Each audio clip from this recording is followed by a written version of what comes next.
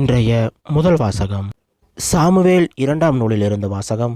அதிகாரம் 6 வசனம் 12 முதல் 15 முடிய, மீண்டும் 17 முதல் 19 முடிய. அந்நாட்களில் தாவீது புறப்பட்டு சென்று கடவுளின் பேழையை ஓபேது ஏதோமின் இல்லத்திலிருந்து தாவீதின் நகருக்கு அக்களிப்போடு கொண்டு வந்தார். ஆண்டவரின் பேழையை ஏந்தியவர்கள் 6 அடிகள் எடுத்து வைத்ததும் ஒரு காளையையும் ஒரு ஆட்டுக்கிடாயையும் பலியிட்டார். நாற்பட்டால் நெய்யப்பட்ட ஏபோத்தை அணிந்து கொண்டு தாவீது தம் முழு வலிமையோடு ஆண்டவர் முன்பாக நடனமாடி கொண்டிருந்தார். தாவீதும் இஸ்ரேல் வீட்டாரும் அனைவரும் ஆரவாரத்தோடும் எக்கால முழக்கத்தோடும் ஆண்டவரின் பேழையை கொண்டு வந்தார்கள். ஆண்டவரின் பேழையை கொணர்ந்து அதற்கென நிறுவிய கூடாரத்தின் நடுவில் அதை வைத்தார்கள்.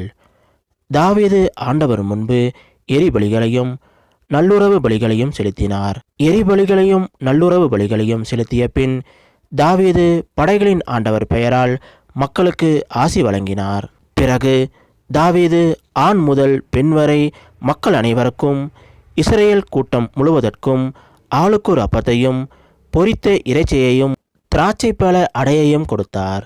மக்கள் அனைவரும் தம் இல்லங்களுக்கு சென்றனர். இது ஆண்டவர் வழங்கும் அருள்வாக்கு. இறைவா உமக்கு நன்றி. இன்றைய நற்செய்தி புனித மாற்கு எழுதிய நற்செய்தியிலிருந்த வாசகம். அதிகாரம் 3 வசனம் 31 முதல் 35 முடிய.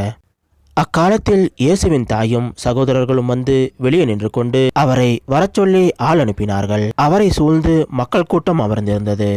அதோ உம் தாயும் சகோதரர்களும் சகோதரிகளும் வெளியே நின்று கொண்டு உம்மை தேடுகிறார்கள் என்று அவரிடம் சொன்னார்கள். அவர் அவர்களை பார்த்து, என் தாயும் என் சகோதரர்களும் யார் என்று கேட்டு தம்மை சூழ்ந்து அமர்ந்திருந்தவர்களை சுற்றிலும் பார்த்து, இதோ என் தாயும் என் சகோதரர்களும் இவர்களே, கடவுளின் திருவுளத்தை நிறைவேற்றுபவரே என் சகோதரரும் சகோதரியும் தாயும் ஆவார் என்றார்.